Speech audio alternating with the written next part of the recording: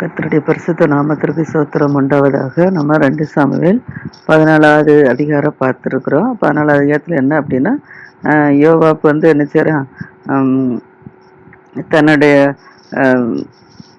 தாவீதுடைய போர் தாவீதுடைய படைத்தில் யோவாப்பு என்ன செஞ்சிருந்தா அப்படின்னா, அப்சலோம் தன்னுடைய சகோதரனை கொண்டு போட்டுட்டு தன்னுடைய தாய் ஊரில் போய் இருக்கிறத ராஜாட்ட சொல்லி அவனை இப்போ என்ன செஞ்சாச்சு, வரவழைச்சிட்டான். ஆனால் வரவழைச்ச பிறகு ராஜாவும் மகன் என்ன செய்யல, பேசலை. 2 வருடங்கள் ஆச்சு. 2 வருடங்கள் ஆகி 2 பேரும் ஒருவருக்கு மூஞ்சி ஒருவர் பார்க்கல. அப்படி இருக்கிறதுனால இப்போ அப்சலோம் என்ன செய்யறான், யோவாப்பை அழைக்கிறான். எதற்குன்னா, என்னுடைய அப்பா 2 வருஷம் ஆகி நாங்கள் 2 பேரும் ஒருவர் மூஞ்சி ஒருவர் பார்க்கலையே, அப்போ எதுக்கு இங்கேருந்து அழைச்சிட்டு வந்தியே? நான் அங்கே இருந்தால் கூட நான் சுகமாக நன்றாக இருந்திருப்பேனே, ஏன் என்னை அழைச்சிட்டு வரணும் அப்படின்னு சொல்லி ராஜாட்ட போய் கேட்கறதற்காக யோவாப்பை என்ன செய்கிறான் அப்படின்னா, அப்சலோம் அழைக்கிறான். ஆனால் 2 நேரம் அழைக்கிறான். 2 நேரம் அழைச்சோம், யோவாப் என்ன செய்யலைன்னா வரல. வராததுனால இப்போ அப்சலோம் கோவம் வந்துருச்சு. கோவத்தினால என்ன செய்யறான் அப்படின்னா, யோவாப்புடைய நிலத்தின் பக்கத்துல தான் அப்சலோம் நிலமும் என்ன செய்து இருக்குது. அதனால இப்போ என்னன்னா, யோவாப்புக்கு வார்கோதுமை விளைஞ்சு போய் கிடக்குது. அதை அறுக்கணும். அப்படி விளைஞ்சு கிடக்கிற சூழ்நிலையில இவன் வராததுனால என்ன செஞ்சுட்டான் அப்படின்னா, அப்சலோமுடைய வேலைக்காரங்களை வைத்து யோவாப்புடைய நிலத்தில் உள்ள வார்கோதுமை விளைஞ்சு கிடக்கல வயலில் போய் என்ன செய்யுங்க, நீங்க தீ கொளுத்து போடுங்க அப்படின்னு சொல்லிட்டான். அப்படி சொன்ன உடனே இப்போ அப்சலோம் வேலைக்காரங்க போய் என்ன செய்றாங்க, யோவாப்புடைய வயல் நிலத்துல போய் என்ன செய்றாங்க, தீ கொளுத்தி போட்டுட்டாங்க. விளைஞ்சு கிடக்கிற வார்கோதுமை எல்லாம் என்ன செஞ்சுட்டு இப்போ எரிஞ்சு நாசமாயிடுச்சு. அதனால இப்போ என்ன செய்றான், யோவாப் என்ன செய்றான், அப்சலோம் பார்க்க வந்திருக்கிறான். அது முதல்லவே பார்க்க வந்திருந்தா இது தற்காக்கப்பட்டிருக்கும். அவன் வராததுனால தீ கொளுத்திட்டான். இப்போ எல்லாம் நஷ்டமாயிடுச்சு. நஷ்டமான பிறகு இப்போ என்ன செய்றான், அவன் பார்க்கறதுக்கு வந்த சூழ்நிலையில இப்போ ஏன் இப்படி செஞ்சிரு அப்படின்னு சொல்லி யோவாப் அப்சலோம்கிட்ட கேட்கும் போது சொல்றாரு, நீர் என்ன செய்ய, நான் என்னுடைய தகப்பனிடத்துல நான் இப்படி கேட்கணும்னு சொல்லி நான் கேட்டேன். நான் ராஜான் முகத்தை நான் பார்க்காதபடிக்கு இருக்கிறேன்னு, என் மேல் என்ன குற்றம் இருக்கிறது? என் குற்றம் இருந்துச்சுன்னா ராஜானையை கொண்டு போடட்டும் அப்படின்னு சொல்றதுக்கு நான் உன்னை அழைப்பித்தேன். நீ வரல. நீ வராதனால நான் அந்த காரியத்தை செய்தேன் அப்படின்னு சொல்லி அப்சலோம் என்ன செய்றான்னு சொல்றான். அப்படி சொன்ன உடனே இப்போ யோவாப் என்ன செய்றான், ராஜாட்ட போறான். ராஜாட்ட போய் என்ன செய்றான், இதை சொல்றான், நான் என் கெசூர்ல இருந்திருக்கலாமே, ராஜா முகத்தை நான் 2 வருஷம் ஆகி பார்க்கலையே அப்படின்னு சொல்லி அவன் வேதனைப்படுறான். அப்படின்னு சொல்லி என் மேல என்ன குற்றம் இருக்குன்னு கேட்கறான். குற்றம் இருந்தா அவனை கொண்டு போடன்னு சொல்லி சொல்றான் அப்படின்னு சொல்லி யோவாப் போய் என்ன செய்றான், இப்போ தாவீது ராஜாட்ட போய் சொல்றான். தாவீது ராஜாட்ட சொன்ன உடனே இப்போ தாவீது ராஜா என்ன செய்றான்னா, தன்னுடைய மகன் அப்சலோம் என்ன செய்றாரு, வரவழைச்ச உடனே இப்போ ராஜா கிட்ட அப்சலோம் என்ன செய்றான், வந்துட்டான். 2 வருடம் கழித்து தன்னுடைய அப்பா என்ன செய்றான், முகத்துக்கு முதல்ல பார்க்கறதுக்கு வந்திருக்கிறான். வந்த சூழ்நிலையில தன்னுடைய அப்பாவுக்கு முன்பாக என்ன செய்றான், தரையில என்ன செய்றான், முகங்குப்புற விழுதான். முகங்குப்புற விழுந்து அப்பா என்ன செய்றான், வணங்குறான். அப்போ இது வணங்கின உடனே இப்போ ராஜா என்ன செய்றாரு, தன்னுடைய மகன் அப்சலோம் என்ன செய்றான், முத்தமிடுறான். தன் காலில் கீழே விழுந்து முகங்குப்புற விழுந்து வணங்குற மகனை தூக்கி என்ன செய்றாரு, அப்சலோம் என்ன செய்றாரு, அப்சலோம ராஜா என்ன செய்றாரு, முத்தமிடுறாரு. அதுக்கப்புறம் இது 15வது அதிகாரம். 15வது அதிகாரத்தில் என்ன அப்படின்னா, இதற்கு முன்பு அப்சலோம் என்ன செய்றான், ரதங்கள் குதிரைகள் தனக்கு முன்பாக ஓடுற 50 சேவகர்களையும் அப்சலோம் என்ன செய்றான், சம்பாதித்து வச்சுக்கிறான். இதற்கு பின்பு இப்ப ராஜா சேர்த்து கொண்ட பிறகு அப்சலோம் என்ன செய்றான், ரதங்கள் குதிரைகள் தனக்கு முன்னால் ஓட 50 சேவர்களையும் சம்பாதித்து வச்சுக்கிறான். மேலும் அப்சலோம் என்ன செய்றான், காலை தூரம் எழுந்திருந்து என்ன செய்வான், பட்டணத்துக்கு வாசலுக்கு போகிற வழி ஓரத்துல போய் என்ன செய்வான், நின்றுக்கிடுவான்.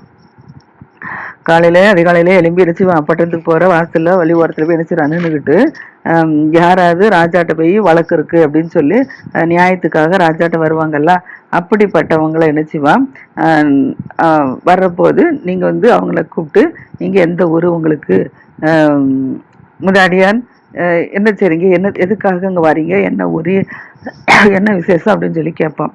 அப்போ அப்படி கேட்கும்போது அவங்க சொல்லுவாங்க, எங்களுக்கு ஒரு இப்படி காரியம் இருக்குது, அந்த காரியத்தை நாங்கள் நினைச்சோம் ராஜாட்ட போய் நாங்கள் கேட்க போகிறோம், எங்களுக்கு நியாயம் கிடைக்கிறதுக்கு நாங்கள் ராஜாட்ட போகிறோம், ராஜாவை தவிர எங்களுக்கு வேற யாரும் நியாயம் விசாரிக்க ஆள் இல்லை அப்படின்னு சொல்லி நினைச்சுவாங்க. அவங்க சொல்லுவாங்க.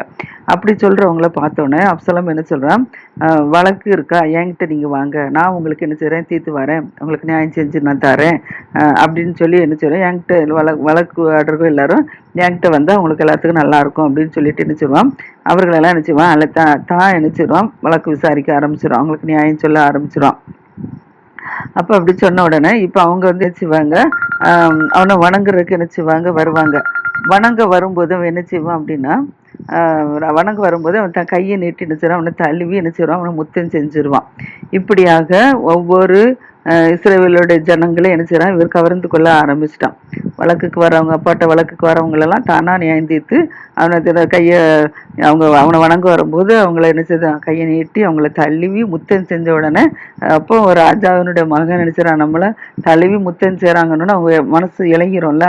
இப்படியாக அவங்க என்ன செய்றான், அந்த வழக்குக்கு வர நியாயத்துக்கு ராஜாட்ட வழக்கு வரவங்களெல்லாம் என்ன செய்றான், சகல இஸ்ரவேலரையும் அப்படி அவங்களோட இருதயத்தெல்லாம் தன் பக்கம் கவர்ந்து கொள்ள முடியும் என்ன செஞ்சுட்டான். அப்படி செஞ்சிட்டு இருக்கிறான். இப்போ வந்து 40 வருஷம் ஆயிடுச்சு.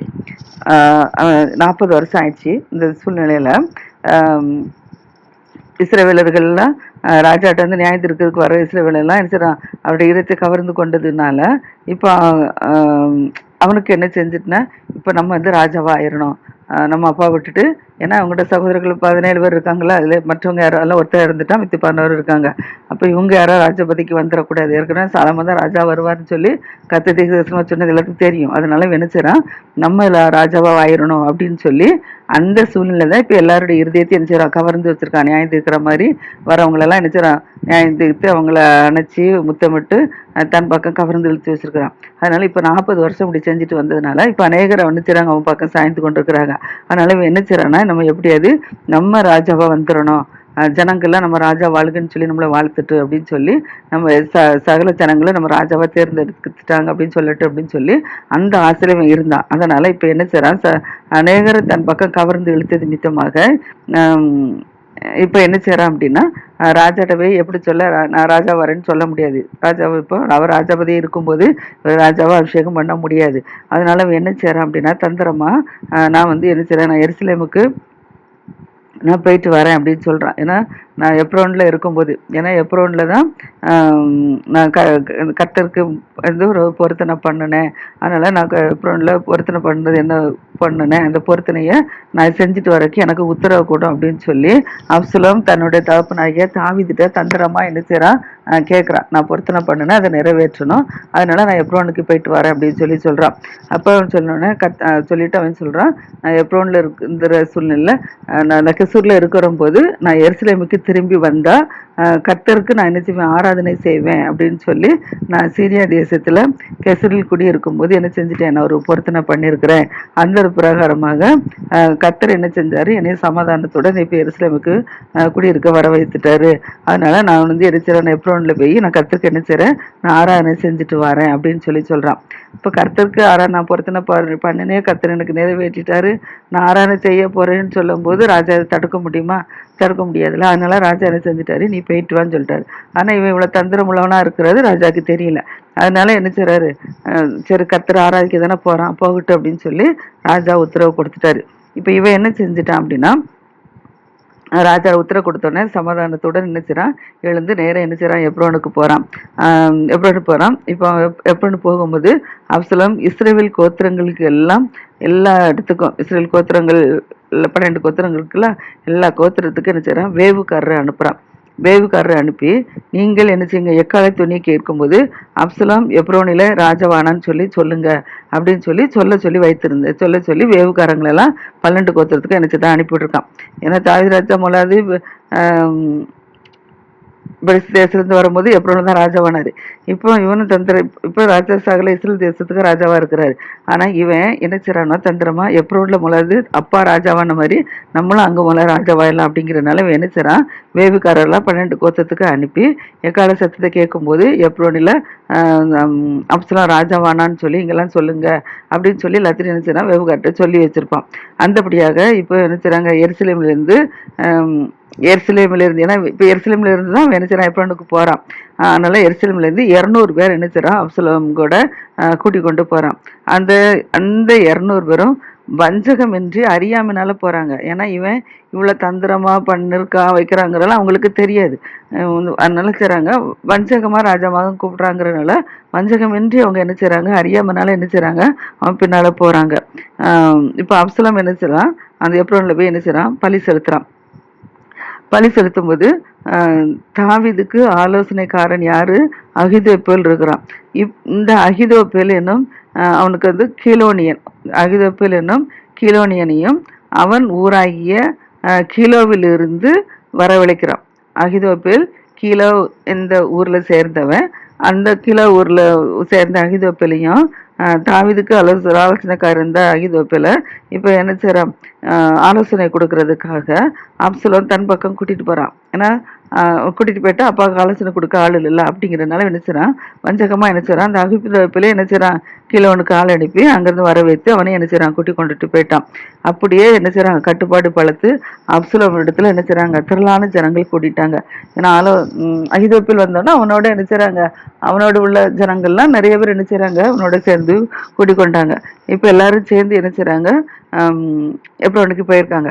இப்போ இந்த செய்தி வந்து எப்ரோன்ல ராஜாவாக போறான், இப்படி சகல ஜனங்களை இப்படி கூட்டிக்கொண்டாங்க, அகிதோப்பேல் அங்க போயிருக்கிறா, இந்த செய்திகளை அங்கிருந்து ஒருத்தர் என்ன செய்றா அறிஞ்சு அதை வந்து என்ன செய்றா, தாவீதுட்ட இருந்து சொல்ல வரான். என்ன அப்படின்னா, எப்ரோன்ல இருக்கிற அப்சலோமிட்ட இஸ்ரவேலர்ல ஒவ்வொருடைய இருதயமும் அப்சலோம் பக்கம் சாஞ்சிருச்சு அப்படின்னு சொல்லி சொல்றான். எல்லாரும் அப்சலோம் பக்கம் சேர்ந்து கூட்டிக்கொண்டாங்க, இவர் ராஜாவாக போறேன்னு சொல்றான் அப்படின்னு சொல்லி அந்த செய்தி வந்து என்ன செய்யறாங்கன்னா, தாவீது ராஜாட்ட இருந்து ஒருத்தர் அங்க இருந்து எப்ரோன்ல இருந்து வந்து எருசலேம்ல இருந்து என்ன செய்யறான், தாவீது ராஜாட்ட சொல்றாப்புல. சொன்ன உடனே இப்ப தாவீது என்ன செய்யறான் அப்படின்னா, எருசலேம்ல தன்னிடத்தில் இருக்கிற சகல ஊழியக்காரங்களை என்ன செய்றான், கூப்பிடுற சொல்றான். நம்ம வந்து என்ன செய்வோம், எழுந்து நம்ம என்ன செய்வோம், ஓடி போயிடுவோம். இல்லை அப்படின்னா அவன் என்ன செய்வான், நம்ம அப்சலோமுக்கு தப்ப முடியாது. ஏன்னா இஸ்ரவேலர்கள் சகல ஜனங்கள் அவனோட கூடி கொண்டாங்க. அதனால அவன் வந்து என்ன செய்வான், நம்மளை கொண்டு போட்டுட்டு நம்ம ராஜபாரத்தை அவன் என்ன செஞ்சிருவான், அவன் பிடிச்சிருவான். நம்முடைய நகரத்தை என்ன செய்வான், பட்டய கடைக்குனால சுட்டு போட்டுருவான், சங்காரம் பண்ணிடுவான். அதனால நம்ம என்ன செய்வோம், இங்கே நிற்கக்கூடாது, நம்ம தீவிரத்தை என்ன செய்வோம், புறப்பட்டு போயிடுவோம் அப்படின்னு சொல்லி என்ன செய்றான் அப்படின்னா, ராஜா தன்னுடைய ஊழியக்காரங்கள்ட்ட என்ன செய்றான் சொல்றான். சொல்லிட்டு சொன்ன உடனே இப்போ ராஜாவுடைய ஊழியக்காரங்க எல்லாரும் சொல்றாங்க, ராஜா பார்த்து சொல்றாங்க, இதோ ராஜாவை எங்கள் ஆண்டவர் என்ன கட்டளை இடுகிறோ அந்த காரியங்களுக்கெல்லாம் நாங்கள் செய்வோம், நாங்கள் உம்மோடு கூட உமது அடியாரோட கூட நாங்கள் வருவதற்கு நாங்கள் ஆயத்தமா இருக்கிறோம் அப்படின்னு சொல்லி தாவீதுடைய ஊழியக்காரங்க எல்லாரும் சொல்லிட்டாங்க. அப்படி சொன்னோடனே இப்போ ராஜாவும் அவனுடைய வீட்டார் எல்லாரும், ராஜாவுடைய வீட்டில் இருக்கிற மனைவி பிள்ளைகள் அவனுடைய ஊழியக்காரங்க எல்லாருமே என்ன செய்றாங்க, ராஜா வீட்டில் உள்ளவங்க கால்நடையா என்ன செய்றாங்க, புறப்பட்டு போறாங்க. இப்போ வேற யாரையும் கூப்பிடல, ராஜா அரண்மனையில் உள்ளவங்க தன்னுடைய மனைவி பிள்ளைகள் ஊழியக்காரங்கெல்லாம் கூட்டிக் கொண்டு கால்நடையா என்ன செய்றாங்க, புறப்பட்டு போயிட்டு இருக்கான். ஆனா வீட்டை காக்குறதுக்கு, வீட்டை எல்லாம் பூட்டி போட்டு போக முடியாதுல்ல, அதனால வீட்டை காக்குறதுக்கு என்ன செய்றான், ஒரு 10 மறுமனை ஆட்டிகளை மட்டும் என்ன செய்றான், ராஜா வச்சுட்டு போறான். ராஜாவுக்கு அநேக ஸ்திரீகள் உண்டுல, திருமணம் முடிச்சதும் மறுமணி மாட்டிகள் நிறைய உண்டுல, அதுல 10 மறுமணி ஆட்டை மட்டும் என்ன செய்றான், வீட்டை காக்குறதுக்காக அங்க வச்சுட்டு போறான். இப்ப ராஜாவும் சமஸ்த ஜனங்களும் என்ன செய்றாங்க, ராஜா கால்நடையா ராஜாவும் அவங்க வீட்டில் உள்ளவங்களாம் நடந்து போறதை பார்த்தோன்னே இப்ப சமஸ்த ஜனங்களும் அவங்கள நிறைய ஜனங்கள் என்ன செய்றாங்க, கால்நடையா என்ன செய்றாங்க, ராஜாவோட என்ன செய்றாங்க, புறப்பட்டு நடக்க ஆரம்பிச்சிட்டாங்க. இப்போ சற்று தூரம் என்ன செய்றான், ராஜா நடந்து போயிருக்கிறாரு. நடந்து போய் ஒரு இடத்துல போய் என்ன செய்றாரு, தரித்து நின்றாச்சு. தரித்து நின்னா ஒரு இடத்துல போய் உட்காந்துட்டாங்க. ஏன்னா கால்நடையெல்லாம் நடந்து போறாங்க, நடந்து போறதுனால எவ்வளவு தூரம் நடக்க முடியும், அதனால கொஞ்சம் தூரம் போன உடனே ராஜா என்ன செய்றாங்க, இடத்துல ஒரு இடத்துல உட்காந்துட்டாரு. அவனுடைய ஊழியக்காரர் எல்லாரும் என்ன செய்றாங்க, ராஜாவுடைய ஊழியக்காரங்க, இடத்துல கிரேத்தியர்கள் பிலேத்தியர்கள் இவங்கெல்லாம் என்ன செய்றாங்க, ராஜா பக்கத்துல என்ன செய்றாங்க, நடந்து போறாங்க. இந்த சமயத்துல காத்தூர்ல இருந்து கால்நடையாய் வந்திருந்த 600 பேர், ஏன்னா காத்தூர்ல இருந்து கால்நடையா என்ன செய்றாங்க, 600 பேர் கீத்தியர் எல்லாரும் என்ன செய்றாங்க, நடந்து ராஜா முன்னால என்ன செய்றாங்க, ராஜா முன்பாக நடந்து போறாங்க. அதுல ராஜா அந்த கீத்தியனாகிய ஈத்தாயை கூப்பிடுறான். கீத்தியனாகிய ஈத்தியாவை அழைச்சு சொல்றான், நீ எங்களோட கூட ஏன் வருற, நீ திரும்பி போ, நீ ராஜாவோட கூட இரு. ஏன்னா இப்ப அவன் தானே அப்சலோம் தானே, தன்னுடைய மகன் அப்சலோம் தானே ராஜாவான்னு சொல்லியிருக்கான். அதனால ராஜா சொல்றாரு, நீ எங்களோட கூடி வருவான்னு என்ன, நீ திரும்பி போய் என்ன செய்ய, ராஜாவோட கூட இரு, நீ வந்து அந்நிய தேசத்தான், அதனால நீ உன் இடத்துக்கு என்ன செய்ய, திரும்பி போ அப்படிங்கிறான். காத்து தேசத்துல உள்ளவன அந்த ஈத்தாயை பார்த்து என்ன சொல்றான்னா, நீ அந்நிய தேசத்தான், நீ வந்து என்ன சரி நீ ஒன்னிடத்துக்கு திரும்பி போ அப்படின்னு சொல்றான். நீ நேற்று தானே வந்தா, இன்று நான் உன்னை எங்களோட நடந்து வரும்படிக்கு நீ அழைத்து கொண்டு போகலாமா? நீ நேற்று தான் வந்திருக்கிறா, ஒன்று நீ அந்நிய தேசத்தான், ஒன்று நான் இன்னைக்கு என் கூட நடந்து வான்னு நான் சொல்ல முடியுமா? அதனால நான் நினைச்சிறேன், நான் வந்து போகக்கூடிய இடத்துக்கு நான் போகிறேன், எங்கே போகணுமோ தெரியாது, நான் போகக்கூடிய இடத்துக்கு நான் நினைச்சிறேன், நான் போகிறேன். நீ என்ன செய்யு, நீ உன் சகோதரரையும் அழைத்து கொண்டு என்ன செய்யு, நீ திரும்பி போ, கிருபையும் உண்மையும் உன்னோடு இருப்பதாக அப்படின்னு சொல்லி தாவீது ராஜா அந்த கீத்தியன் ஆகிய ஈத்தாயை பார்த்து என்ன சொல்றாரு. அதற்கு ஈத்தாய் சொல்றான், ராஜாவுக்கு பிரயோத்தனமாக, ராஜாவாகிய என் ஆண்டவன் எங்கே இருக்கிறாரோ அங்கே உமது அடியானோ செத்தாலும் பிழைச்சாலும் இருப்பான் அப்படின்னு சொல்லி கர்த்தருடைய ஜீவனையும் ராஜாவாகிய என் ஆண்டவருடைய ஜீவனையும் கொண்டு நான் சொல்லுகிறேன் அப்படின்னு சொல்றான். நான் செத்தாலும் நான் நினைச்சுவேன், செத்தாலும் பிழைச்சாலும் ராஜாவோட தான் நான் இருப்பேன் அப்படின்னு சொல்லி அவன் சொல்றான். உம்முடைய ஜீவனையும் கர்த்தருடைய ஜீவனையும் கொண்டு சொல்றேன்னு சொன்ன உடனே இப்போ அதுக்கப்புறம் தாவீதால நினைச்ச முடியல, ஒன்றும் சொல்ல முடியல. அதனால தாவீது நினைச்சிடறான், ஈத்தாயை நோக்கி சொல்றான், நீ நடந்து வா அப்படின்னு சொல்றான். அப்படி சொன்னோடனே நீ வா அப்படின்னு சொல்லிட்டாரு. இப்போ அப்படியே கீத்தியனாய் ஈத்தாயும் அவனோட வந்திருந்த எல்லா மனிதரும் என்ன செய்றாங்க, அவனோட இருக்கிற எல்லா பிள்ளைகளும் என்ன செய்றாங்க, நடந்து போறாங்க. தாவீதோடு சேர்ந்து என்ன செய்றாங்க, நடந்து போறாங்க. சகல ஜனங்களும் இப்ப என்ன செய்றாங்க, நடந்து போறாங்க. தேசத்துல சகல ஜனங்களும் ராஜாவோடு என்ன செய்றாங்க, நடந்து போறாங்க. அப்ப தேசத்தர் எல்லாரும் என்ன செய்றாங்க, மகா சத்தமா என்ன செய்றாங்க, அழுறாங்க. எல்லா ஜனங்களும் அடுத்து போயிடுவது, தேசத்துல எல்லாரும் மகா சத்தமா அழுறாங்க. ராஜா கீதர நாட்டை என்ன செய்றான், கடந்து போறான். கடந்து வரும்போது கீதர நாட்டை கடந்து போது ஜனங்கள் எல்லாரும் என்ன செய்றாங்க, வனாந்திரத்துக்கு போகிற வழியை என்ன செய்றாங்க, எல்லாரும் நடந்து போறாங்க. வனாந்திரத்தை பார்த்து எல்லாரும் என்ன செய்றாங்க, நடந்து போறாங்க.